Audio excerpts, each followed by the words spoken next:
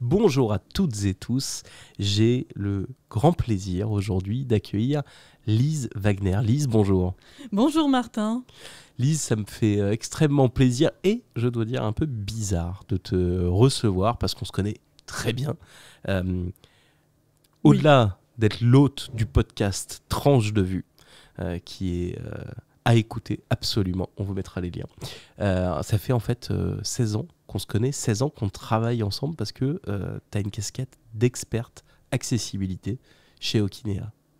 Tout à fait. Je suis ravie d'être invitée aujourd'hui sur Atypique, mais c'est vrai que c'est un petit côté un peu impressionnant.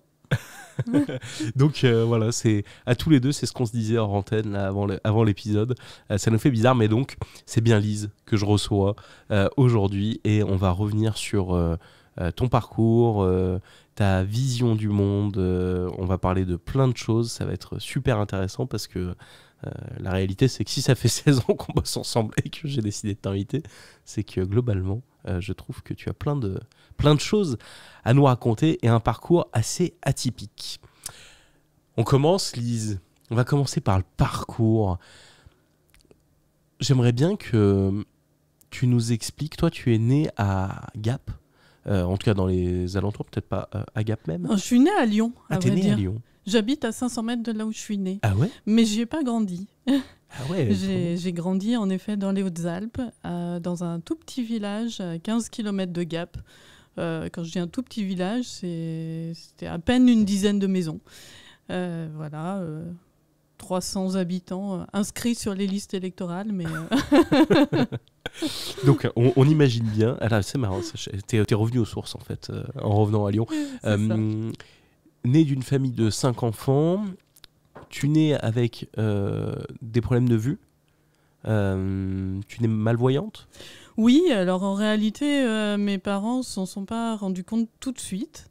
La première année, il y a certaines personnes qui se rendaient compte que je ne suivais pas bien des yeux, tout ça, mais ils s'en sont vraiment aperçus quand j'ai commencé à marcher, où là, bien sûr, je trébuchais sur les obstacles, et là, ils se sont vraiment rendus compte qu'il y avait un problème et qu'il fallait aller chercher peut-être un peu plus ce qui se passait. Il y a des gros enjeux là-dessus en ce moment sur la ruralité, l'accessibilité, l'inclusion, le handicap. J'imagine, village de 300 habitants, ça veut dire que tu faisais partie des écoles où tu as un prof pour toutes les classes, quoi, quasiment. Oui, c'est ça. Moi, j'ai été en classe unique, donc du CP au CM2. Et on était les années fastes, 20 élèves, mais jamais plus, donc répartis sur 5 ou 6 niveaux. Comment ça s'est géré, ce sujet de l'école inclusive, l'école pour tous? Quand t'es dans une classe de 20 élèves, le prof, il gérait comment ça? Pour le coup, moi en plus j'avais une instite qui était en fin de carrière, elle voyait pas forcément d'un très très bon œil que j'arrive dans sa classe, sachant que mes parents, quand je suis née, ils connaissaient absolument rien au handicap visuel en particulier. Donc, en fait, ils ont fait confiance, je pense. Ils se sont dit, on va bien voir ce que ça donne. Et donc, j'ai d'abord fait alors, je ne sais pas si c'était tout à fait un trimestre, mais en tout cas, je me rappelle être rentrée à l'école en fin d'année pour faire un test, pour voir si ça se passait bien. Et puis je pense que ce test a été assez concluant puisque j'ai fait ma rentrée en septembre en même temps que tout le monde. Et ça s'est tellement bien passé que j'ai sauté une classe très, très rapidement. En fait, dès la première année, j'ai sauté une classe. Et ce qui fait que j'ai fait toute ma scolarité en milieu ordinaire. Alors non sans difficulté, on va en parler je pense. Ouais. Mais justement parlons-en, c'est quoi parce que on voit bien, en tout cas je connais un peu le scope de la ruralité. Moi mes parents sont dans un village pareil de 300 habitants, donc je vois bien comment ça fonctionne une école avec 20 élèves, etc. J'imagine la bienveillance ou en tout cas l'espèce d'effort qui peut être fait ou la compréhension qu'il peut y avoir quand tu as 20 gamins et en fait 20 personnes qui ont des besoins différents. comment ça se passe, le passage au collège? Toi, t'es arrivé dans un collège ordinaire, du coup, dans une grosse ville ou... Alors, en fait, il y a eu, à un moment, il a été question de m'envoyer en école spécialisée à Lyon, les RADV de Villeurbanne.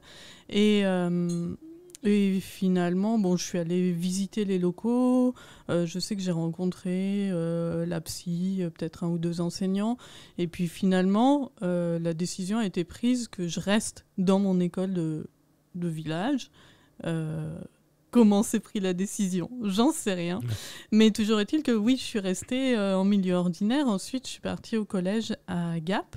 Donc là, c'était déjà un peu plus compliqué pour moi, puisque au lieu d'avoir une instit à convaincre, j'avais une dizaine de profs, dont certains faisaient les efforts de faire des agrandissements, d'anticiper un peu les choses, de faire en sorte que, de vérifier que je suivais bien. D'autres...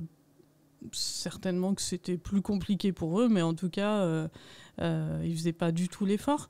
Donc, tu te déplaçais à la canne, tu avais un chien guide, alors c'était quoi j'avais pas de canne, j'avais pas de chien. En fait, j'avais un petit peu de vision. Je dirais que moi, je suis née déjà très malvoyante, mais j'avais un petit peu de vision centrale. Je pense que personne ne se rendait compte vraiment à quel point je voyais mal. Pas même moi, puisque finalement, j'avais aucun point de comparaison. Pour moi, je voyais un peu, donc je voyais. C'est bien plus tard que je me suis rendu compte que, en réalité, je voyais très très peu. Mais je me débrouillais avec ça, tant bien que mal, quoi. Alors après, l'avantage, c'est quand on est enfant, les lieux sont quand même sécurisés. On est rarement dehors sans ses parents. Enfin, en tout cas, pas n'importe où. Et puis quand j'allais au collège, déjà l'établissement était plus grand. Pour moi, ce qui était très compliqué, c'était les couloirs encombrés, quand il y a des élèves partout. Et puis c'était surtout, parce que je parle de la difficulté du suivi des cours avec les profs qui n'anticipaient pas grand-chose, mais la grosse difficulté pour moi, c'était tout ce qu'il y avait autour. C'était prendre le car scolaire à 7h du matin. Alors certes, il y avait d'autres enfants avec moi, notamment mes frères et sœurs, mais c'était stressant, en fait, de trouver une place dans le car, d'arriver au collège, de retrouver ma classe, d'attendre au bon endroit, d'arriver à suivre ma classe pour trouver la salle, d'aller à la cantine le midi. En fait, tout ça, c'était du stress. En fait, ça veut dire qu'en gros, tu avais une charge mentale et tu n'avais pas associé cette charge mentale à un handicap. Pour toi, tu n'étais peut-être pas... Enfin, de ce que je comprends. En fait, en gros, ma question, c'est à quel moment tu t'es rendu compte que en fait, c'était pas normal la manière dont tu voyais et que tu avais un besoin... à ce sujet-là? À quel moment tu prends conscience de ça? C'est assez étrange parce qu'en réalité, j'ai l'impression que j'en avais pas vraiment conscience, bien que, évidemment, que j'avais un fonctionnement différent des autres enfants. Puisque autant dans les petites classes, j'arrivais à lire parce que c'était écrit gros, mais au fur et à mesure, c'était de plus en plus difficile. Donc quand on faisait un exercice, je demandais à ma petite copine qui était assise à côté de me lire les énoncés.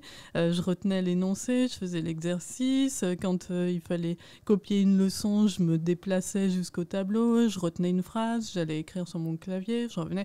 Finalement, je bougeais beaucoup, ce qui était peut-être finalement un avantage. T'avais un clavier braille à Non, l'époque? j'avais pas de clavier braille, j'écrivais à la main. Okay. J'ai écrit à la main. Tu faisais comment pour écrire à la main? J'ai écrit à la main jusqu'à la fin du collège, même un petit peu au lycée. Alors, ça c'est pareil, quand j'ai appris à écrire, en fait, je voyais pas les lignes sur les cahiers, c'était pas suffisamment contrasté. Et je sais que ma mère a passé des après-midi entiers à tracer les lignes au stylo sur les cahiers pour que je puisse les voir et donc apprendre à écrire droit sur les lignes. Alors, j'ai toujours eu une écriture assez maladroite, mais oui, j'ai écrit... J'ai écrit longtemps, même si je me relisais pas forcément d'ailleurs, mais le fait d'écrire m'aidait à mémoriser. Collège, tu as des DS et tout ça, c'est vrai que tu avais des copies où ta mère avait déjà surligné les lignes. Alors après, j'ai moins eu ce problème parce que je pense qu'on a trouvé... oui, moi je suis née en 79, donc dans les années 80, il n'y avait pas Internet, c'était... Donc encore une fois, j'étais en milieu rural, c'était pas évident d'obtenir les renseignements sur le matériel qui existait. Mais malgré tout, petit à petit, je pense que mes parents ont trouvé des cahiers qui étaient avec des lignes plus contrastées. J'ai changé les stylos aussi avec lesquels j'écrivais pour que ce soit plus contrasté. Donc, c'était plus des adaptations comme ça. Et puis, j'ai eu, quand j'étais au collège, j'ai eu un téléagrandisseur qui est un système de caméra avec un écran sur lequel on peut grossir et surtout inverser les couleurs. Et moi, j'étais beaucoup plus à l'aise pour lire en blanc sur noir qu'en noir sur blanc à cause de l'éblouissement. Ok. Hyper intéressant. J'ai une dernière question sur l'école. En tout cas, c'est quoi ton point de vue sur l'intégration en école ordinaire ou le fait d'aller en milieu spécialisé? Autrement dit, si tu avais eu à choisir avec le recul que tu as aujourd'hui, est-ce que tu trouves que c'était bien d'être en école ordinaire parce que ça participe à, la sociabilisation ou je ne sais quoi, ou est-ce qu'à l'inverse, tu penses que ça aurait été intéressant d'apprendre en milieu plus adapté quand tu étais jeune, quoi? Alors moi, clairement, mon point de vue là-dessus, je regrette pas un seul instant mon parcours. Il a été très riche, il m'a enseigné beaucoup. Je pense que justement, si je suis aussi à l'aise avec les autres aujourd'hui, si je sais aussi bien m'adapter, c'est vraiment lié à mon parcours. Ouais. Par contre, c'est vrai que j'ai quand même vécu des moments très difficiles. Ouais. Ce que je constate aujourd'hui, parce que parmi les personnes déficientes visuelles que je fréquente, il y en a beaucoup qui ont été en école spécialisée. Et ce que je constate quand même, c'est qu'il y a beaucoup de personnes parmi elles qui sont issues de familles plutôt défavorisées, parfois de parents immigrés, parfois analphabètes, et qui, grâce à l'école spécialisée, ont atteint un niveau d'études supérieur, et parfois des professions à responsabilité. Et ça, je trouve que l'école spécialisée, qu'elle permette finalement à des enfants qui n'ont aucune chance de s'en sortir en inclusion. Alors je dis ça parce que évidemment que l'école inclusive c'est une super idée et je pense que dans les grandes villes ça peut encore plutôt bien fonctionner parce que y a des moyens. Encore une fois, en milieu rural, moi, il y avait zéro moyen. Le premier service d'aide que j'ai eu, c'était quand j'étais en seconde. Et c'est la toute première fois où il y avait un service d'aide à l'intégration qui s'est créé dans les Hautes-Alpes. Et il s'occupait de 3 ou 4 enfants. Enfin, les professionnels qui étaient dans ce service, ils passaient beaucoup plus de temps sur la route qu'avec les enfants qui étaient. Donc, en fait, tout ça fait que... et surtout, moi, la chance que j'ai eue, c'est déjà d'évoluer dans un milieu où il y avait quand même un capital culturel qui m'a beaucoup aidée. Et puis, d'avoir quand même un peu de vision. Mais un enfant qui n'a pas la capacité de lire et qui doit passer directement au braille, c'est pas en ayant 1 heure de braille dans sa semaine qu'il va s'en sortir. C'est vraiment... tous ces enseignements doivent être adaptés. Je parle du braille, mais la géographie, enfin tout ce qui est graphique. En fait, moi, c'est ça qui me posait énormément de problèmes. Les cartes de géographie, je savais jamais remplir les leçons. Et à chaque fois, en fait, je recevais des punitions. Donc la punition, c'était de conjuguer des verbes. Donc autant dire que voilà, la conjugaison, je maîtrise. La géo, j'ai quand même de grosses lacunes, même si j'ai un peu rattrapé depuis, quoi. Ça vient de là, la conjugaison. Ok. Ceci dit, non mais c'est hyper intéressant. Moi, j'ai des enfants qui sont l'un en école primaire, l'autre qui vient de rentrer au collège, et donc je regarde avec attention la question des classes Ulysse. Ils ne sont pas concernés par ces sujets-là, eux, mais dans leur école et dans leur classe, il y a des gamins en situation de handicap, plus ou moins lourds, plus ou moins... et les chiffres sont assez alarmants. Hier, je lisais un article de l'UNAPI, je crois. Le nombre de gamins qui, du coup, ne peuvent pas aller à l'école parce que l'école inclusive, bah oui, mais pour l'école inclusive, il faut qu'il y ait une AESH, il faut qu'il y ait du personnel, il faut que l'école puisse... Et en fait, c'est pouillème d'heures de cours, c'est « Ah bah oui, on peut vous les prendre un peu, mais pas sur le temps méridien, parce qu'on ne saura pas gérer à la cantine. » Ou uniquement le matin. Ouais. Ou mais en fait, voilà, du coup, je fais comment pour bosser, je fais comment... Et malheureusement, on a envie d'y croire, on a envie que ça fonctionne, mais j'ai l'impression que c'est pas si évident, et j'en parle avec pas mal de parents. La charge mentale liée à ça, elle est vraiment, vraiment importante, parce que en fait, il y a certaines situations où ça fonctionne pas, quoi. Et clairement, oui. Oui. Bon. Vaste débat. Ouais. Parcours extraordinaire, parce que, en fait, tes punitions de conjugaison t'ont amené à avoir un amour pour les langues.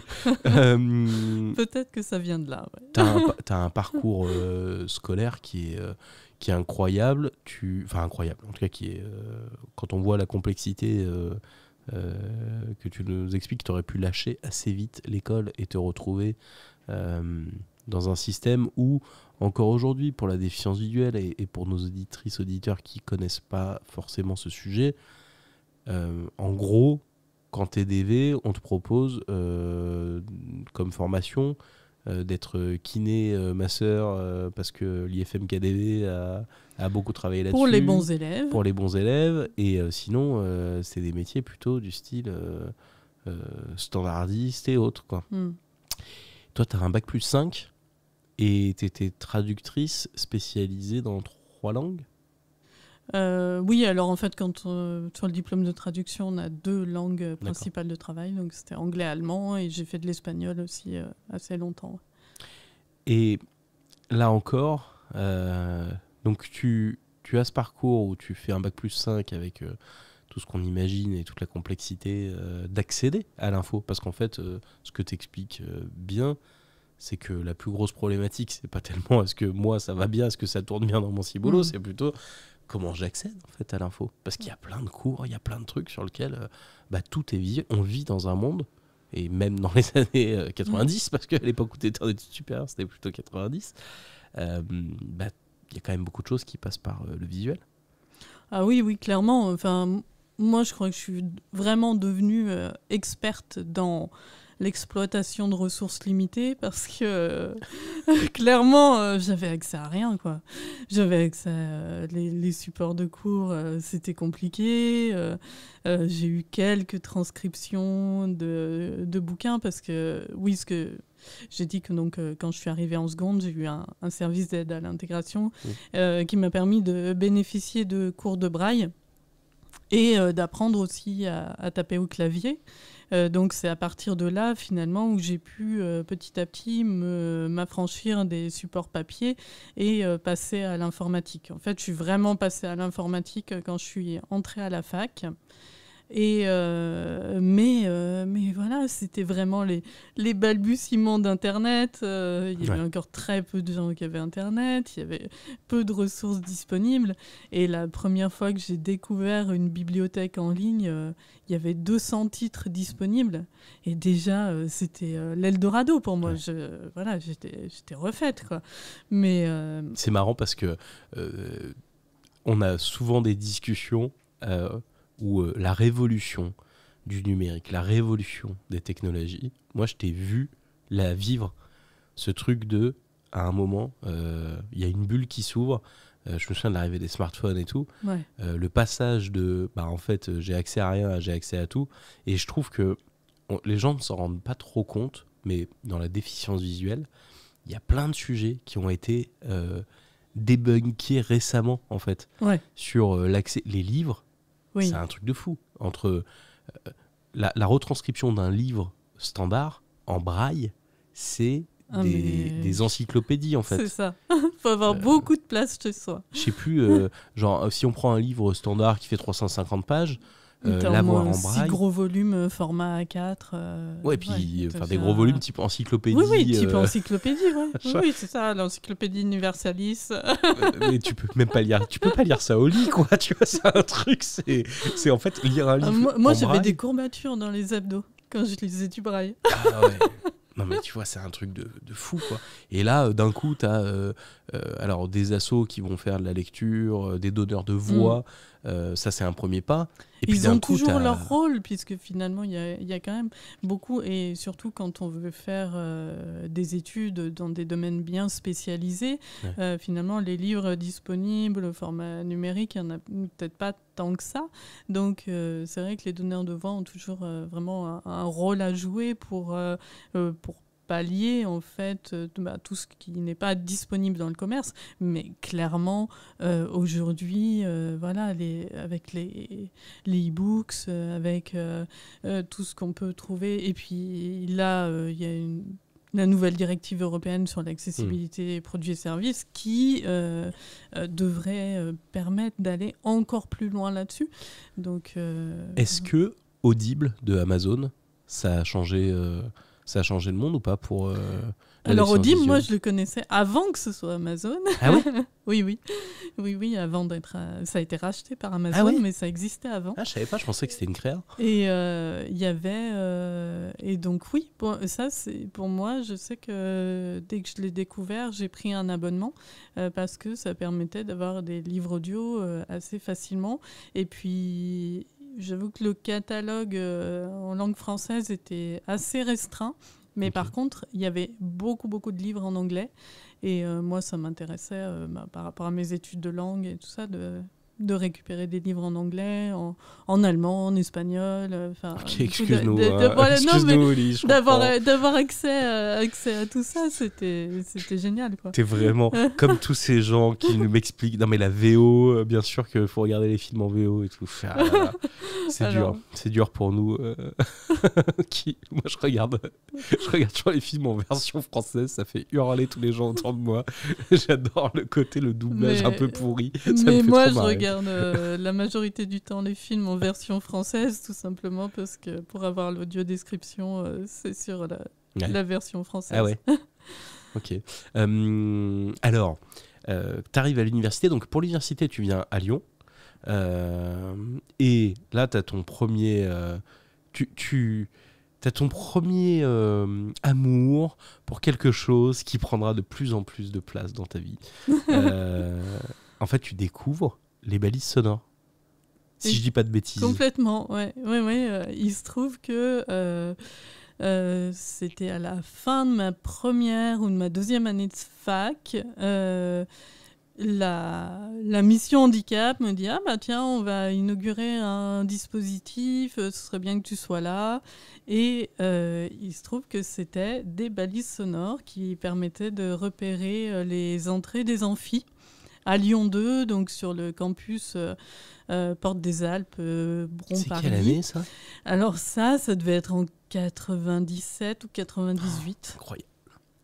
97-98, ça veut dire que j'avais moi 10 ans, et donc que c'est mon père qui t'a fait incroyable.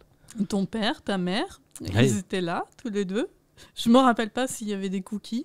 Ah si, quand il y a ma mère, il y a toujours des cookies, des meringues ou des éclairs au chocolat. C'est mon grand truc. Oui, parce que pour la petite anecdote, donc mes parents ont inventé ces dispositifs-là et ma mère était la voix et encore de temps en temps, ça me fait marrer quand j'entends une balise avec la voix de ma mère.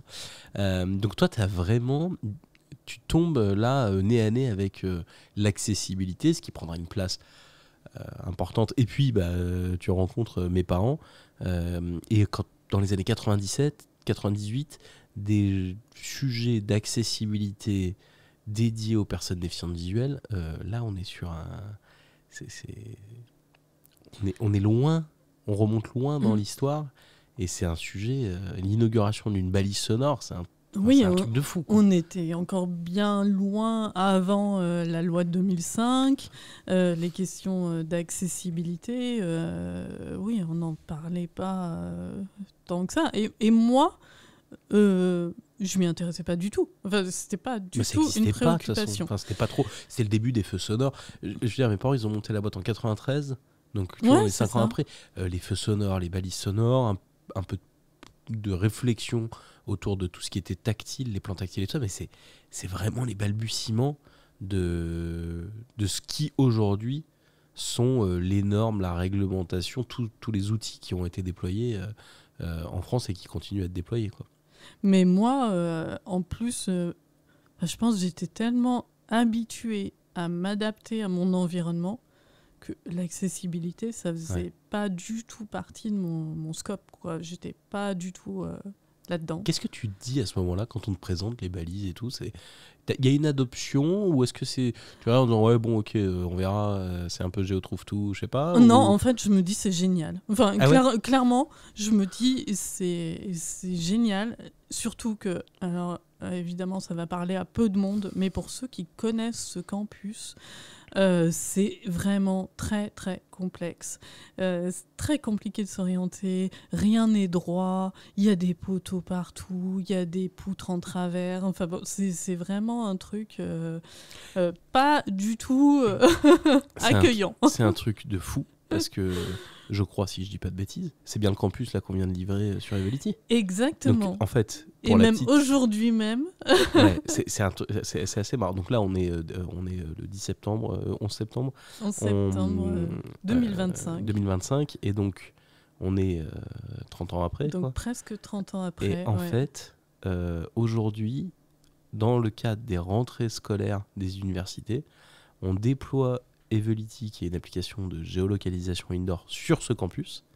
Et pour le coup, vraiment, c'est pas du tout fait exprès. Enfin, ça vient de me faire tilt, mais c'est quand même trop marrant que, tu vois, on est... En gros, il y a 30 ans, ils mettaient des balises sonores, et là, maintenant, ils sont sur les technologies de pointe pour guider, orienter tous les étudiants, parce que, pour le coup, l'adoption, là, elle est de la part de tous les étudiants. On a complètement, beaucoup de téléchargements de l'appli et d'utilisation, bien au-delà de la déficience visuelle. Et Donc- puis, en fait, ce qu'il y avait aussi avec les balises sonores, c'est qu'ils avaient fait des plans tactiles. Ouais. Des plans alors, à l'ancienne, hein, sur du papier thermoformé. Bien sûr. Mais ça permettait vraiment de se familiariser avec la configuration des lieux. Enfin, alors, tout ça, je ne sais pas où ça a disparu. J'imagine qu'avec les changements de personnel et tout ça s'est probablement perdu. Mais de se dire qu'aujourd'hui, presque 30 ans après, on inaugure Evolity et que ça va permettre à tous les étudiants de s'orienter sur le campus, moi je trouve ça génial. Enfin, Là, tu viens de me... Là, je viens de vivre une émotion. Alors, c'est un peu scope qui nous concerne et autres, mais ouais, c'est assez marrant comme sentiment. Je vais en parler à mes parents, tiens. Bon, il y a une première pierre qui se met, en tout cas, toi, tout de suite, ça te rend des services, tout ça, mais tu continues donc évidemment tes études. Je continue ma 5. petite vie, je pars en Allemagne, en Erasmus. Mais ça, attends, tu Orléans. pars en Allemagne, mais comment ça se passe? Est-ce que tu peux m'expliquer comment ça se passe quand t'es DV de partir en Allemagne en Erasmus? Ça doit être tellement impressionnant. Oui, alors en fait, moi, je pense que j'ai un peu ce truc-là, que finalement, mon envie et mon enthousiasme pour les nouvelles expériences prend le dessus sur mes peurs et en fait, moi, j'avais juste envie... j'avais envie de prendre mon autonomie, j'avais envie vraiment de découvrir autre chose, évidemment, comme j'étais en études de langue, de partir à l'étranger, de me retrouver vraiment en immersion dans le pays. Par contre, je n'avais pas du tout anticipé les difficultés logistiques que j'allais rencontrer, ne serait-ce que pour pouvoir manger tous les jours et faire mes trajets et puis accéder aux cours. Alors pour le coup, autant à Lyon 2, c'était... oui, comme je disais, j'ai eu peu de ressources à ma disposition, mais j'arrivais quand même à avoir pas mal de documents numériques grâce à un prof qui était le responsable de la filière et qui était un peu plus avancé que les autres, on va dire, sur ces technos-là, ce qui m'a beaucoup aidé. Mais quand je suis arrivée en Allemagne, c'était retour à la case départ, quoi. Là, ça a été une grosse claque. Très compliqué. Enfin, vraiment une année que je regrette pas encore une fois, parce que bien sûr que ça m'a apporté plein d'enseignements. Mais très difficile d'un point de vue personnel de me retrouver comme ça face à toutes ces difficultés et à devoir gérer moi-même. Ouais. Tu vis ça, tu reviens, tu finis tes études et là, évidemment, tu trouves un poste tout de suite en tant que traductrice dans une grande maison d'édition. Mais bien sûr Le marché de l'emploi n'attendait que moi. Non, en fait, tu finis tes études et tu as une grande...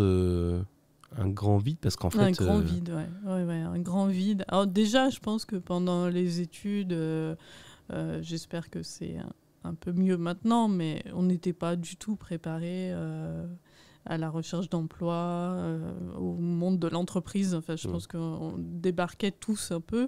En plus, la traduction, c'est vrai qu'il y a quand même assez peu d'offres salariées. C'est quand même plutôt un boulot freelance. Et moi, je voulais avoir une expérience en entreprise avant. Je ne me sentais pas de me lancer à mon compte comme ça. Et du coup, j'ai envoyé... je pense que beaucoup de personnes qui ont un handicap connaissent ce truc-là, mais d'envoyer des centaines de candidatures et de recevoir systématiquement... quand on reçoit des réponses, parce que la plupart du temps, j'en recevais pas, des réponses négatives. Liées à ta situation ou pas du tout ? Est-ce que tu disais déjà que tu étais déficiente visuelle ? Est-ce que tu le disais pas ? Est-ce que tu as testé les deux ? Alors pour le coup, en Allemagne, un truc qui a été très positif pour moi, c'est que là, j'ai eu ma première expérience professionnelle et là, pour le coup, on m'avait rien demandé. Il y avait un poste de... enseignante de français pour des étudiants allemands. C'était très peu d'heures, hein, mais j'avais répondu tout de suite. Et d'ailleurs, j'avais été la seule à répondre tout de suite, alors que ça avait été proposé à tous les autres étudiants qui suivaient l'échange. Et du coup, j'avais cette expérience. Et après, j'avais dû rechercher un stage aussi. Et là, j'avais été accompagnée par une tutrice qui m'avait conseillé quand même d'annoncer mon handicap, mais de l'annoncer tout de suite en expliquant les moyens de compensation que j'avais mis en place. Donc, c'est-à-dire que voilà, j'avais dans ma lettre de motivation une petite phrase qui, en gros, où je parlais de mon handicap, mais je disais tout de suite que je maîtrisais parfaitement l'outil informatique et que voilà, je pouvais compenser par là. Et tu penses, et donc sur la recherche d'emploi et tout, c'était lié à ces préjugés. Tu t'es retrouvé dans des situations où tu as eu un entretien ou quelque chose et quand tu arrives, en fait, le mec te dit « Ah oula, mais on savait pas, et donc désolé ». Alors, en général, j'avais pas d'entretien. Et... si, je me souviens d'une fois où, parce que du coup, j'avais postulé beaucoup dans des agences d'intérim et quand il y avait des postes qui correspondaient de près ou de loin, en tout cas quand il y avait besoin de compétences linguistiques, il m'appelait. Et une fois, je me rappelle, je suis allée à un entretien et je pense que le gars n'était pas du tout au courant, je pense qu'on ne l'avait pas du tout prévenu. Mais l'entretien s'est très très bien passé. Je sentais bien qu'il était un peu inquiet. Et c'est vrai que c'est un sujet qu'on a abordé récemment là, avec un collègue. C'est que les recruteurs sont surtout aujourd'hui où finalement, oui, d'un point de vue discrimination, faut pas dire n'importe quoi. Enfin, c'est quand même les questions qu'on pose, ça peut vite être retourné contre soi et tout ça. Donc c'est vrai que c'est pas évident dans un entretien d'aborder la question du handicap. Moi, j'avais suivi aussi des coachings, donc moi je l'abordais spontanément. Parce que, évidemment, quand on sait que l'interlocuteur en face, il n'est pas forcément très à l'aise avec les questions, il vaut mieux briser la glace et puis justement rassurer, parce qu'en fait, il s'agit de ça, quoi. Souvent, les refus, ils viennent de la méconnaissance, du manque d'information. Tu aurais un conseil là-dessus ? Ce serait quoi ton conseil à un jeune, une jeune, des gens qui sont en recherche d'emploi, qui sortent d'études et autres ? Tu as un conseil, toi, à ce sujet-là ? Une préco sur, en fait, dites-le et expliquez les moyens de compensation ou non. C'est un sujet qui est un peu touchy parce que ça va dépendre vachement des personnes et autres, mais c'est un peu touchy. Je sais pas quelle est la meilleure méthode finalement, à quel moment il faut l'annoncer parce que oui, c'est vrai que si on l'annonce dès le CV, dès la lettre, on prend le risque que les préjugés soient plus forts que le reste et que on passe directement dans la corbeille. Voilà. Et en même temps, voilà, je pense qu'il faut en parler et je pense que c'est à soi d'en parler. En tout cas, il ne faut pas attendre que l'autre aborde le sujet parce que, a priori, le recruteur il va être certainement mal à l'aise pour aborder le sujet. Et justement, moi, je n'y avais pas forcément pensé spontanément, mais toutes les questions juridiques par rapport à la discrimination, tout ça, ça rend le sujet difficile à aborder en entretien. Et donc, d'expliquer sans rentrer dans les détails médicaux parce que ça c'est personnel et que voilà, mais en tout cas d'expliquer les répercussions et les moyens de compensation qu'on a mis en place. Je pense que c'est important de le faire.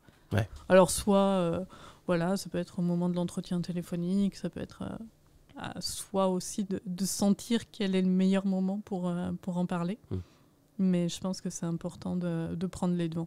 Les préjugés, de toute façon, toi, tu t'exprimes pas mal sur ces sujets-là à travers deux choses. Un, il n'y a pas longtemps, on a eu l'occasion de t'entendre en 10 minutes, la conférence de « Je ne suis pas un handicap ». Et moi, j'ai été bouleversé par la manière dont tu traitais le point. Et en fait, tu dis, quand je rencontre des gens dans la vie que je connais pas, à un moment, on me pose la question de « Et au fait, tu travailles ?» Parce que en fait, la question des personnes en situation de handicap et du travail, c'est un vrai sujet. On sait que le taux de chômage chez les personnes en situation de handicap est largement supérieur aux autres. Et dans la déficience visuelle, je crois que la stat... Je dis pas de bêtises, c'est 50%. C'est 50%, oui. Alors après, c'est une stat. Oui, ça vaut ce que ça vaut. Mais ça vaut ce que ça vaut. Mais c'est vrai que c'est extrêmement difficile. Et malheureusement, je connais beaucoup de jeunes déficients visuels qui ont déjà baissé les bras. Parce que c'est tellement dur d'aller contre les préjugés qu'à un moment... on se satisfait des allocations et voilà, on est dans un pays où on préfère donner de l'argent pour qu'on reste chez nous plutôt que de rendre accessible l'emploi et le reste. J'ai écrit un article là-dessus il n'y a pas très longtemps, justement, où je disais en fait c'est fou parce que j'ai trouvé le premier emploi de France, quoi.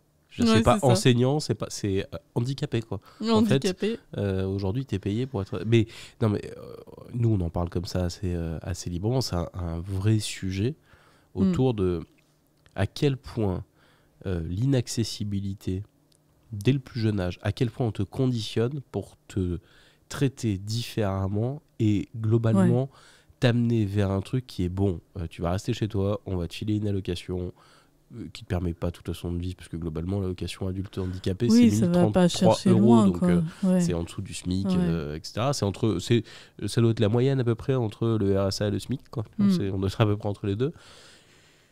Donc, on te permet à peu près de survivre, mais plutôt que de penser le modèle envers, dire on va tout faire pour que l'information et autres soient accessibles et que le marché de l'emploi permette, parce que évidemment qu'il y a des obligations d'emploi, de recrutement, il y a la question des 6% pour toutes les entreprises de plus de 20 personnes, 6% de personnes en situation de handicap, sinon on cotise, on paye pas une amende, mais on apporte une contribution.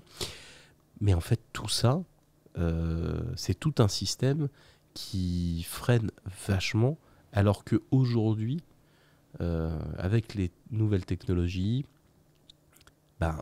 ce que tu as vécu, par exemple, de manque d'accessibilité, demain, tu vas dans une classe, tu as des lunettes méta ou je sais pas quoi, et en fait, tu vas avoir accès à l'information. C'est beaucoup plus simple de rendre les choses accessibles et donc de former et d'expliquer ce que tu as vécu avec les cartes de géographie et autres. Je pense que c'est des sujets qui sont aujourd'hui adressables. Aujourd'hui, on a tellement de moyens, je veux dire, avec les imprimantes 3D. Vraiment, il y a moyen de produire du contenu accessible vraiment à moindre frais. Les nouvelles technos, comme tu l'as dit, que ce soit les lunettes, tout ce que l'intelligence artificielle permet, c'est incroyable.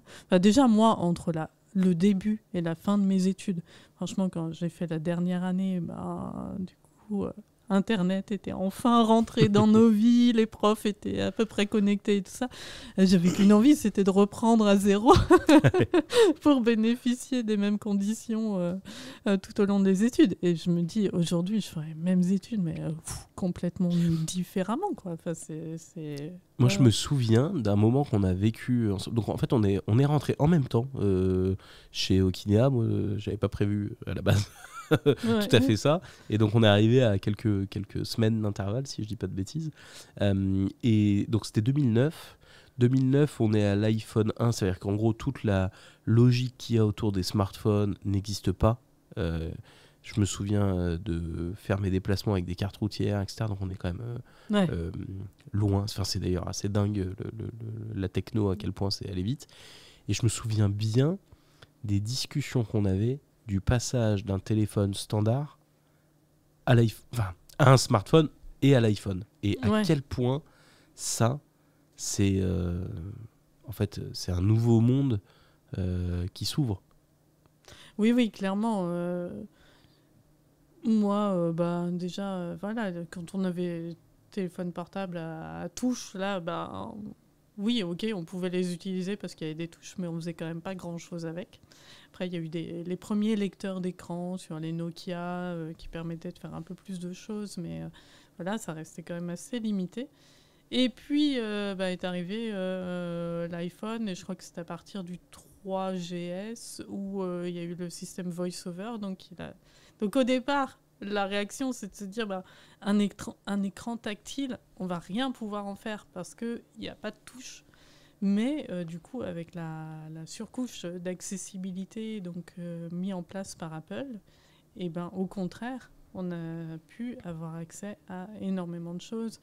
Et puis, tout ce qui est dictée vocale, vraiment, ça a tout changé, quoi. Ouais. Ça a tout changé. Aujourd'hui, mon téléphone, je fais tout dessus, quoi. Enfin, déjà, j'utilise beaucoup dans le cadre du travail, mais bien sûr, dans le cadre perso, pour gérer mes comptes, aller chercher des recettes de cuisine, regarder le programme du cinéma, enfin, toutes sortes de choses du quotidien. C'est vraiment, mon compagnon indispensable. On va parler un peu accessibilité. Tu deviens experte accessibilité, tu te passionnes pour ce sujet-là parce que, en gros, sortie d'études, on te propose au bout de 4 ans un poste de standardiste chez Leroy Merlin et donc tu deviens experte en boulons, vis et quincaillerie de tous ces sujets-là. À côté de ça, tu présides une asso qui s'appelle Point de vue sur la ville qui travaillent autour de l'accessibilité et qui accompagnent des collectivités ou d'autres, c'est peut-être même très lyonnais, je ne sais pas à quel point ça avait vocation à être national. Essentiellement lyonnais. Essentiellement lyonnais. Donc tu travailles avec la métropole et autres et tu leur fais du retour d'expérience pour être prise en compte et qu'il y ait une accessibilité qui augmente pour les personnes déficientes visuelles. Et à ce moment-là, il y a une opportunité, il y a un poste qui s'ouvre chez EO Guidage et tu rentres dans ce domaine de l'accessibilité. Ouais. Bah, en fait, l'accessibilité, donc, comme je disais, quand j'étais étudiante, moi j'étais focus sur mes études de langue, traduction, enfin l'accessibilité, c'était pas du tout dans mon monde. Et puis j'ai rencontré, justement, quand j'étais en recherche d'emploi, toute une petite équipe de militants d'accessibilité. Et à l'époque, le sujet vraiment central, c'était la question des feux sonores qui commençait à arriver un petit peu Enfin, disons que oui, puisque grâce à EO Guidage, justement, depuis 1993, il y en avait sur Lyon, Villeurbanne, mais pas beaucoup. Et c'était de manière... parfois, il y avait que la moitié d'un carrefour qui était équipé. Et en fait...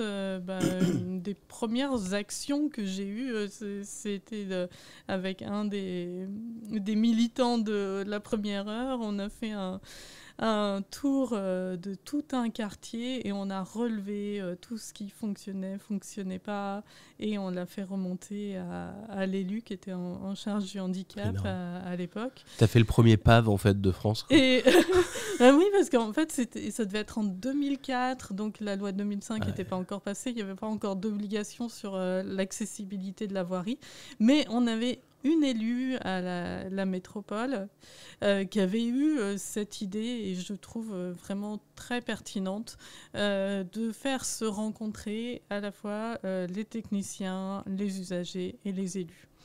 Et en fait, ça a tout changé. Parce qu'avant, ça se parlait à coup de courriers pas très cordiaux, on va dire ça. Et finalement, à partir du moment où tout ce petit monde s'est rencontré, chacun a réussi à comprendre quelles étaient les contraintes et les besoins de l'autre. Mais en fait, vous avez inventé, ça vient de me faire tilt. Pareil, tu vois, c'est un pan de l'histoire que je ne connaissais pas. Comme quoi, au bout de 16 ans, on en apprend encore tous les jours. En fait, vous avez, à ce moment-là, inventé ce qui est devenu aujourd'hui les commissions communales d'accessibilité, le plan d'aménagement de la voirie et des espaces publics. Ça s'appelait le comité de veille sur l'accessibilité. Mais c'est vrai que c'était l'ancêtre des commissions. Parce que ça paraît normal maintenant, mais en fait... pas du tout, en 2004. Ça l'était pas du tout. Ça l'était pas du tout. Et vraiment, ça a permis de débloquer certaines situations. Et je sais qu'il y a encore beaucoup de villes, puisque les commissions d'accessibilité sont obligatoires dans toutes les communes et intercommunalités de plus de 5000 habitants. On sait qu'il y en a encore beaucoup qui traînent la patte, qui savent pas trop comment s'y prendre, qui ont une commission officiellement, mais qui fonctionne pas vraiment. Mais allez-y, quoi. Que vous soyez élu, technicien, usager, franchement, tout le monde a à y gagner, parce qu'à partir du moment où on se parle, où on communique,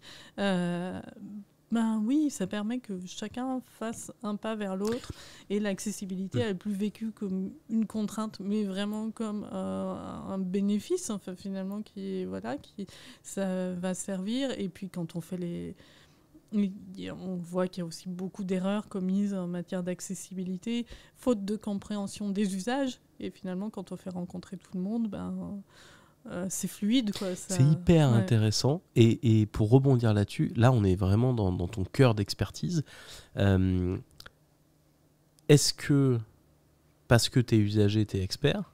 Autrement dit, moi, un truc qui parfois me tousse, c'est que tu vas avoir un retour d'usage, mais assez mono-usage, quoi. C'est mon usage et je te fais un retour sur mon usage.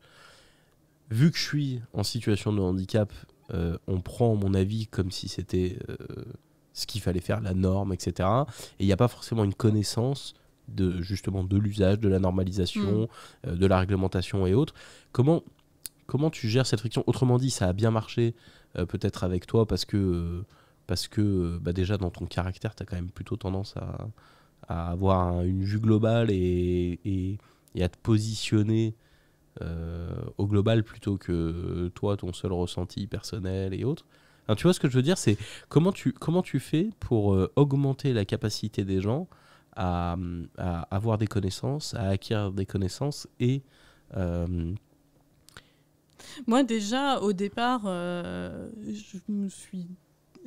pense que là où j'ai eu le déclic, c'est que je me suis dit, bon, ben, moi, ça va, je me débrouille à peu près.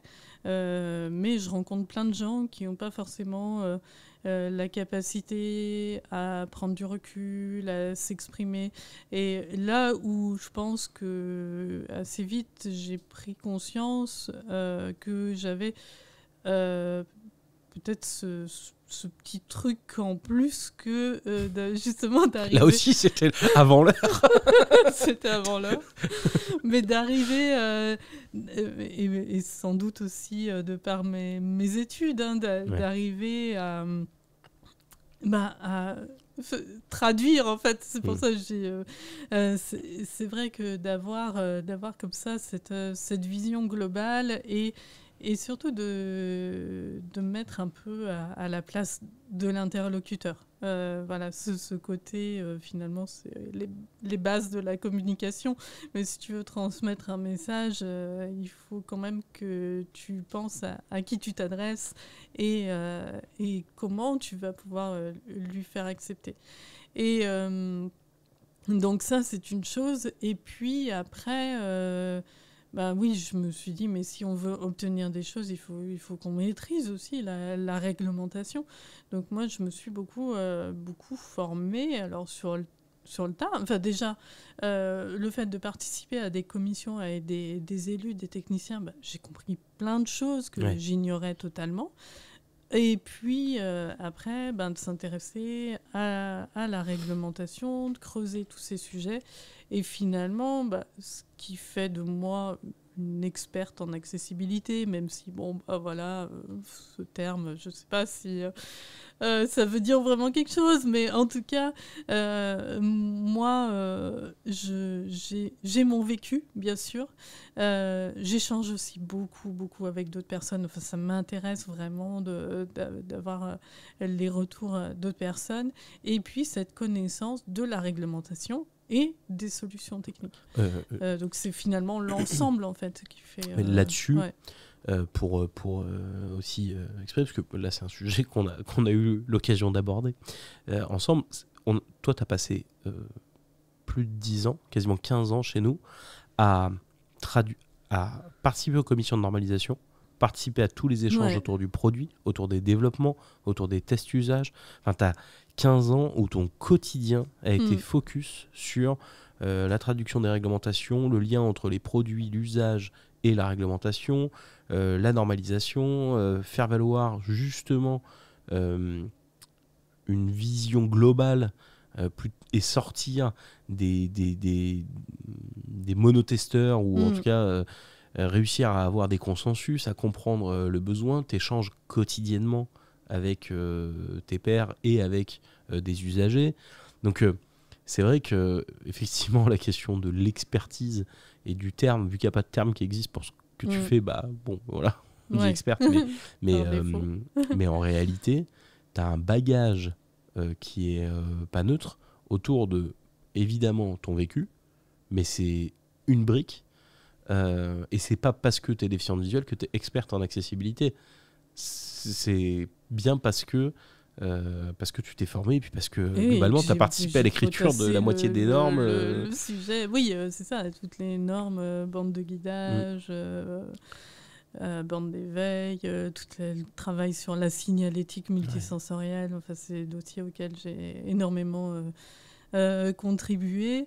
Et puis toute la partie vulgarisation en fait, de la réglementation, des solutions. Enfin, j'ai rédigé beaucoup de contenu, ce que je fais encore d'ailleurs. Le nombre d'articles que tu as écrits. Sur voilà, tous ces textes qui sont assez ardus. Enfin, franchement, ça donne pas envie de... Il n'y a personne qui a envie d'y rentrer, quoi, franchement.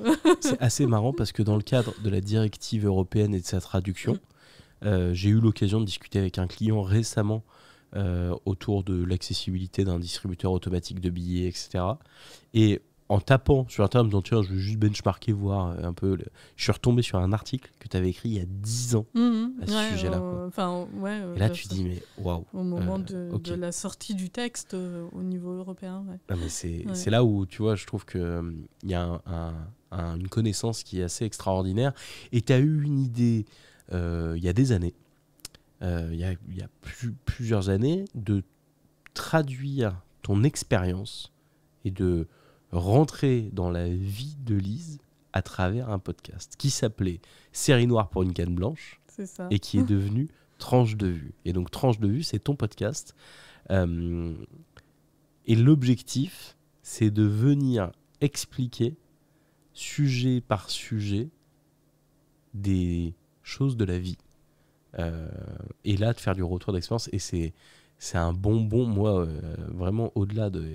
on n'a pas d'obligation d'écouter les podcasts en entreprise. On n'oblige pas les gens à écouter Atypique. On ne fait pas d'interro. Voilà, il n'y a pas d'interro. Et vraiment, moi j'adore, c'est un bonbon parce que ta dynamique, parce que la manière dont tu expliques les choses, le vécu, ça reste tellement incroyable. Enfin, on se rend pas compte à quel point c'est ouf en fait ce qu'on vit quand en quand fait on a des même visuels. moi, alors tu me dis j'ai pas eu l'idée toute seule de c'est un travail livrer d'équipe. mon vécu. C'est en effet un travail d'équipe. Au départ c'était une série d'articles de blog et en effet qu'après j'ai mis en podcast et puis voilà, maintenant donc avec Tranche de vue je continue et c'est vrai qu'à chaque écriture d'épisode moi je prends conscience de toutes les stratégies que je mets en place parce que sinon en fait c'est mon quotidien, j'y pense pas. Et heureusement, parce que sinon, ce serait déjà que c'est parfois fatigant, mais ce serait... et en fait, je me dis, mais c'est vrai, en fait. Et comment veux-tu que quelqu'un qui a la vue, il imagine tout ça ? Parce que moi-même, j'en ai pas conscience. Et donc, c'est vrai que tout ça... je prends beaucoup de plaisir à le faire. C'est aussi très gratifiant tous les retours que je peux avoir d'autres personnes déficientes visuelles notamment qui me disent voilà, ça me permet de mettre des mots sur ce que je vis, ça me permet d'expliquer certaines choses à mon entourage, je diffuse les épisodes à ma famille et voilà, c'est très... les gens, en tout cas, se reconnaissent beaucoup dedans, mais j'ai aussi beaucoup de retours de personnes qui ne sont pas directement concernées par un handicap visuel et qui découvrent tout ça, et même en me connaissant très bien. Enfin, je pense que même les personnes de ma propre famille découvrent des choses qu'ils n'imaginaient absolument pas. C'est un genre de vie ma vie en podcast, 1 demi-heure, 3/4 d'heure. C'est court, dynamique. C'est même plus court que ça. Court, ouais. C'est un format d'1/4 d'heure en général, à peu près. Entre 10 minutes et 1/4 d'heure. Donc, c'est assez court, mais sur c'est des génial. Thématiques précises. Et il y a des sujets, c'est des choses, si tu les as jamais vécues, on se rend pas compte. Moi, j'ai eu, je veux dire, mine de rien, depuis le temps, parce que avec les parents de ça, j'ai quand même traîné avec beaucoup de personnes déficientes visuelles, donc j'ai vécu plein de moments, plein d'histoires et tout ça. On a vécu un truc récemment ensemble que j'avais jamais fait. C'était, on est allé au resto et il se trouve que j'étais le seul voyant et on était 4. Et j'ai eu la bonne idée on était à côté de chez un pote machin et je vous ai dit tiens, on va aller manger. On allait manger japonais. Mais japonais en mode izakaya, pas japonais sushi quoi. Ouais. Donc la cuisine japonaise, c'est plein de petits plats dans lesquels tu vas piocher, plein d'histoires de sauces, de machin. Mais ça a été un moment, mais un fou rire permanent de putain, mais comment tu gères quand t'es DV, quoi. La question des baguettes, la question des sauces, de tremper le truc. Et c'est là où tu te dis, putain, mais quand tu vois l'essor de la cuisine japonaise en Europe, en France et tout, c'est énorme. Et en fait, comment tu rends ce moment-là accessible ? Moi, j'adore la cuisine japonaise. Enfin, clairement, bon, déjà, j'adore la cuisine en général. En général. Et j'adore la cuisine japonaise. Et c'est vrai que ce type de resto, je vais pas forcément y aller si on est, s'il n'y a pas de voyant avec nous, quoi. Si on est plusieurs déficients visuels, qu'il n'y a pas de voyant avec nous, je vais éviter d'aller dans ce type de resto parce que, oui, je sais que ça va être compliqué, qu'on va pas trop savoir gérer. Et on a parlé d'un truc. Et donc à ce moment-là, on a parlé de ces sujets-là, des restos et tout. Et moi, vous m'avez dit un truc. Et évidemment, quand on le lit, ça paraît évident. Mais en fait, tu me disais, plateau de fruits de mer, par exemple. Ouais. C'est un truc, quand t'es aveugle, un plateau de fruits de mer, c'est pas possible. En fait. Tu vas pas, quoi.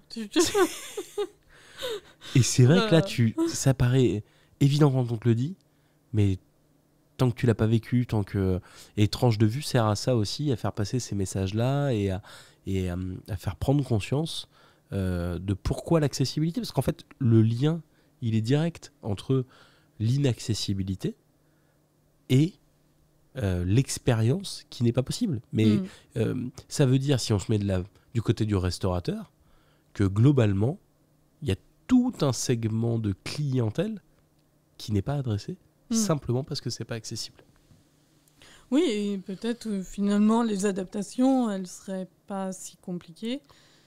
Enfin, ce serait juste de modifier la présentation à la demande. Et si ça se trouve, il serait tout à fait partant pour le faire, mais juste il n'y pense pas. Et puis on pense pas à le demander non plus.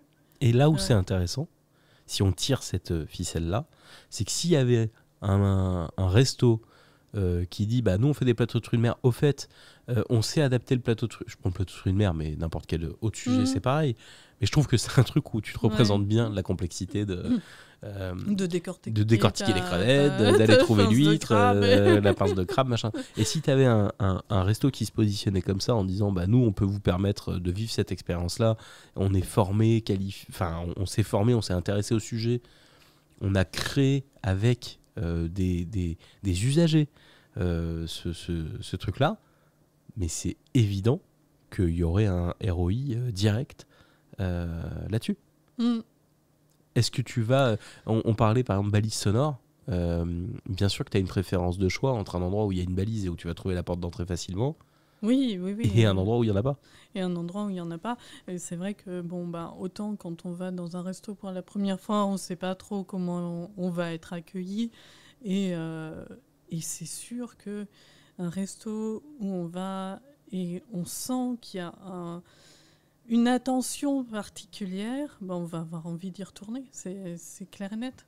Ouais. J'ai une expérience récente en tête et en fait, juste, quand on nous lit la carte spontanément, quand l'assiette arrive, on nous décrit la position des ingrédients dans l'assiette, des petites attentions qui est, toutes simples. Tu te sens considéré comme un client. Mais vraiment, c'est un vrai plus.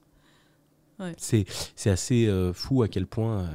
on s'est retrouvés beaucoup de fois à aller au resto ensemble. Tu vois vraiment la différence d'expérience entre un resto où les gens ont juste une formation mais simple, ou du bon sens, et là où ils te donnent la carte, ils parlent à moi plutôt que de parler à toi. Tous les trucs où tu te dis mais juste les gars... et qu'est-ce qu'elle veut et qu'est-ce qu'elle veut la petite dame Je sais pas, demandez-lui, non? C'est peut-être le plus simple. Plus simple. Non mais il y a encore besoin de sensibiliser. Des moments comme ça, on en vit tous les jours. Est-ce que tu trouves quand même que ça a bougé? Est-ce que les 20 dernières années ou les 15 dernières années ou les 10 dernières années, tu as l'impression... Il y a un grand débat autour de l'accessibilité. On sait que la loi de 2005 n'est pas respectée, qu'il y a beaucoup de choses qui ne sont pas faites. Et quand bien même la loi serait respectée de partout, c'est pas pour autant que tu as une expérience d'usage parfaite. C'est quoi les trucs où tu te dis « Ah tiens, tel secteur, ça a quand même vachement bougé. Et c'est trop cool ». Et à l'inverse, c'est quoi ton plus et ton moins, tiens, sur ces sujets-là? Moi, je trouve, en effet, je partage le constat que quand même l'accessibilité, c'est pas quand même le sujet au top des préoccupations et qu'il y a beaucoup de domaines où c'est oublié et que vraiment on pourrait s'attendre à mieux, surtout quand on pense que la première loi sur l'accessibilité, elle date de 1975, donc ça fait quand même 50 ans. Pour autant, moi, dans le secteur des transports, je trouve qu'il y a eu d'énormes efforts de fait. Alors, bien sûr qu'il y a toujours du chemin, bien sûr qu'il y a... Et peut-être aussi que plus il y a d'efforts de fait, plus on peut avoir de l'autonomie et plus on est en demande d'autonomie aussi. Je dirais qu'il y a... Oui, tu es plus exigeant. Cet effet-là aussi, on devient plus exigeant parce qu'il y a des avancées.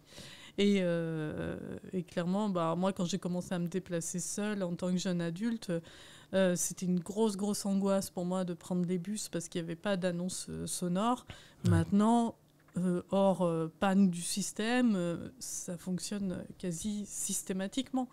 Il y a un truc juste par rapport à ça, c'est que le transport, c'est essentiel quand tu es déficient visuel parce que sans transport en commun, sans train, sans rien, tu ne peux pas te déplacer. Oui, tu peux pas te déplacer, tu peux pas conduire. Dans un monde où la voiture était essentielle, et même si on va revenir un peu en arrière et qu'on va essayer avec des collectivités à aller plus vers des déplacements en mode doux, éviter les voitures en centre-ville, etc. En réalité, quand tu es DV, un transport pas adapté, tu restes chez toi. Là, j'ai eu une discussion avec quelqu'un que tu connais bien il n'y a pas longtemps, qui m'a dit, en fait, j'ai déménagé. Il est en Bourgogne-Franche-Comté, il vient de déménager, il me dit écoute, c'est simple, j'arrête toutes mes activités parce que là le fait que j'ai déménagé fait que j'ai pas de gare à proximité, donc je ne peux plus me déplacer. Techniquement c'est terminé, je ne peux plus me déplacer. Et là tu te dis ouais. Non, mais pour donc moi, le transport c'est essentiel. C'est essentiel et le choix du lieu de vie, en ce qui me concerne, il est très lié à la présence de transport. Ouais. J'ai grandi à la campagne, j'adore la campagne et j'y vais aussi souvent que je peux. Mais jusqu'à nouvel ordre, ma vie, elle est en ville et dans une grande ville et qui justement m'offre toutes ces commodités de transport, de commerce. Voilà, ça c'est hyper important. Et à l'inverse, c'est quoi le sujet où tu dis, sujet où je me dis waouh, c'est dur. Alors, tu as parlé justement de la multiplication des modes doux et on est tous à souhaiter une ville plus respirable, moins bruyante, avec donc moins de place pour la voiture. Mais je trouve que là, pour le coup, les besoins spécifiques des personnes avec un handicap ne sont pas forcément pris en compte. Okay. Je sais qu'en ce moment, dans mon quartier, comme dans la plupart des quartiers de Lyon, c'est tout en travaux, de partout. Ouais. Et honnêtement, mes déplacements me demandent une énergie de dingue. Ah ouais. Mais lié aux travaux ou quand les travaux sont finis aussi? Lié aux travaux d'une part, ça c'est certain, et puis on peut se dire chouette, une fois que les travaux seront finis, ce sera mieux. Mais j'ai bien peur que ce ne soit pas le cas, puisque par exemple on supprime des feux de circulation, donc on supprime les feux sonores qui vont avec, donc ces repères en fait que ça représente. Voilà, après qu'on réduise la vitesse, que la priorité soit donnée aux piétons, c'est très bien. Mais du coup, on perd ce repère sonore. On perd du même coup les bandes pototactiles, donc les bandes d'éveil sur le côté des passages piétons, puisqu'il n'y a plus de passages piétons. Il y a une volonté de mélanger un peu tous les usages, donc il n'y a plus vraiment de délimitation entre le trottoir, la chaussée. Donc on ne sait pas, puisque finalement quand on ne voit pas, on a souvent des difficultés à garder le cap. De garder le cap, tout à fait, d'aller bien droit. Du coup, on n'a plus ces repères-là. Enfin, je sais que voilà, dans l'avenue commerçante à côté de chez moi, ils avaient fait aussi à une époque des lignes de de pavés pour qu'on puisse repérer les entrées des commerces. Et ben, tout ça, c'est gommé, puisque le sol, il est tout de même niveau. Et en même temps, je me dis, même pour d'autres usages, et notamment les personnes en fauteuil roulant, on n'améliore pas spécialement la situation, parce que je me dis, quitte à refaire toute la rue, ils auraient pu en profiter pour surélever justement la chaussée et faire en sorte qu'il y ait moins de marches pour rentrer dans les commerces. Mais non, il y a toujours des marches de 30 cm pour rentrer dans les commerces. Donc, je me dis, mais... Bon, c'est bien. Merci, Lise. La métropole de Lyon va être ravie de ce podcast. Non, en plus... ils sont au courant, ils sont au courant. Non, mais... je pense que ça leur a été déjà bien remonté. En plus, ils sont plutôt... Enfin, je veux dire, on est dans une métropole qui est plutôt active. On a un parc de feux sonores qui est énormément équipé. Oui. Donc, mais c'est hyper intéressant de se dire que à la fois dans un sujet environnemental et autres, on va aller designer des espaces en pensant améliorer le quotidien de tous, et potentiellement, en fait, tu es en train de dégrader, en enlevant, je veux dire, enlever les feux, enlever la signalisation du trafic, c'est à la fois enlever les feux des voitures parce qu'il n'y a plus de voitures, donc plus besoin de feux, mais en même temps, c'est enlever le repère sonore pour les déficients visuels. C'est hyper dommage, justement, de pas profiter de l'opportunité d'améliorer justement le côté environnemental pour en même temps améliorer le côté accessibilité humain, parce que je pense aussi il y a énormément de personnes âgées qui ont des réticences à sortir de chez elles parce que elles ont peur de se faire heurter par un vélo, une trottinette. Alors voilà, c'est dommage. Enfin, c'est triste de ne pas profiter de cette opportunité de revoir complètement les espaces pour pas il y a un vrai sujet autour du design d'espace. Ouais. Lise, le podcast arrive bientôt à sa fin, mais avant ça, il y a un petit rituel. J'ai oublié de te poser la question de l'invité précédent au début de l'épisode, mais c'est pas grave, je te la pose maintenant. L'invité précédent, c'était Guillaume Collin qui a posé cette question, c'est que si tu devais dîner, si tu pouvais dîner avec quelqu'un d'existant, de mort, de virtuel, qui tu veux, qui ça serait et pourquoi ? Waouh. Ah, ça en jette. Elle est bonne cette question, je trouve ça marrant. Alors déjà, quelqu'un qui aime la bonne bouffe, parce que j'ai pas envie de j'ai pas envie de manger au McDo. Pardon, j'aurais pas dû citer de marque. Ça, il faut... tu veux nous mettre mal, non, bon, on s'en fout, ils sont pas clients. C'est pas grave. Waouh. Alors, citer une personnalité en particulier, pas évident, mais ça peut être un de tes ancêtres, ça peut être, enfin, je veux dire, il y a pas de, ça peut être ouais. Non, mais là, t'élargis le spectre, ça va être encore plus compliqué. Mais c'est de la spontanéité, le premier qui... Non, mais je pense des personnalités qui ont fait bouger les choses du côté des droits. Je pense par exemple à Simone Veil qui a beaucoup fait évoluer le droit des femmes et qui s'est vraiment battue. Enfin, quand on voit les scènes à l'Assemblée nationale, quand on voit les préjugés contre lesquels elle a dû se battre, c'est incroyable. Donc, enfin... voilà, moi, c'est vraiment ce type de personnalité qui me fascine, quoi, qui sont prêtes à aller, Martin Luther King, enfin, des personnes qui vraiment ont fait bouger les choses du côté des droits, contre les discriminations. Voilà, c'est vraiment ce type de personnalité vers qui j'irais. Ouais. Bah écoute, c'est une bonne. En même temps, ce serait une bonne bouffe, je pense, parce que à l'époque, on aimait bien bouffer. Il n'y avait pas encore le culte du corps et de faire attention. Je pense que ça devait être sympa.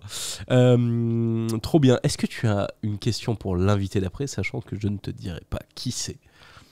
Wow, et question ouverte, hein, y a pas de, tu sais qu'il n'y a pas de barrière à la question. C'est très... Alors, par exemple, oui, s'il y avait un événement dans sa vie qui a été particulièrement déterminant pour la suite, qu'est-ce que ce serait ? Ah ouais, trop bien. Ah, c'est marrant ça. Un événement qu'il a vécu ou qu'elle a vécu, lui, pas un événement, c'est pas un événement historique dont tu parles forcément. Enfin, ça peut être, les deux peuvent être liés, mais c'est quoi l'événement qui a changé ta vie, quoi ? Ça peut être lié, mais en tout cas, un tournant de sa vie. Enfin, en tout cas, un événement qui a provoqué une prise de conscience. Trop bien. Hyper intéressant comme question.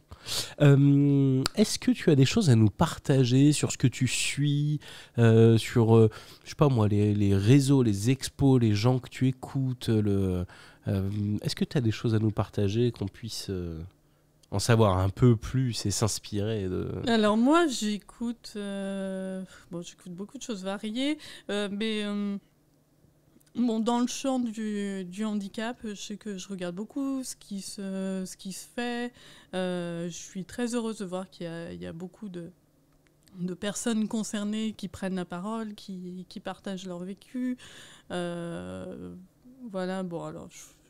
C'est difficile d'en citer parce qu'il y en a tellement. Je regarde aussi pas mal ce qui se passe à l'étranger, parce qu'on voit aussi qu'il y a des tendances, des technos, des choses qui arrivent d'abord, par exemple aux États-Unis.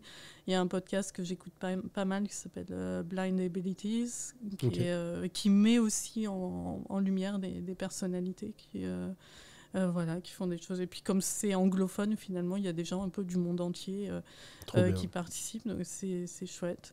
Et puis un petit podcast que j'aime suivre, c'est un podcast d'Arte Radio de Delphine Saltel qui est Vivons heureux avant la fin du monde, qui aborde beaucoup de sujets de société qui nous concernent tous, et avec un angle très à la fois mélange de scènes de la vie quotidienne et paroles de chercheurs, et je trouve ça très chouette. J'ai réécouté, trop bien. J'attends les nouveaux épisodes toujours. Tu me pousseras le lien, je vais aller écouter ça a l'air cool. Trop bien. Lise, un immense merci pour ton temps. Merci à toi, Martin. Merci d'être venu. Très chouette. C'était un super moment, et puis je pense qu'on a largement de quoi faire un deuxième épisode, en fait. Parce que là, on aurait pu faire un épisode de 3 heures, et donc voilà. Mais trop bien, hyper intéressant. On peut te retrouver sur Tranche de Vue, évidemment en direct, live chez Okinéa, à chaque fois qu'il y a des questions autour de l'usage. Et puis, il y a DV Conseil aussi, sur lequel Accessibilité DV. Pardon. Ouais. Mais DV Conseil, c'est un groupe Facebook. À chaque fois, tu vois, j'ai les deux. qui est très bien aussi. Ouais, DV Conseil, c'est un groupe Facebook très bien. Ouais. Et toi, c'est Accessibilité DV, où tu pousses de l'info et où il y a des échanges. Donc, s'il y a des questions, faut pas hésiter à te contacter. Lise, merci beaucoup. Merci pour ta venue et à très bientôt. À bientôt.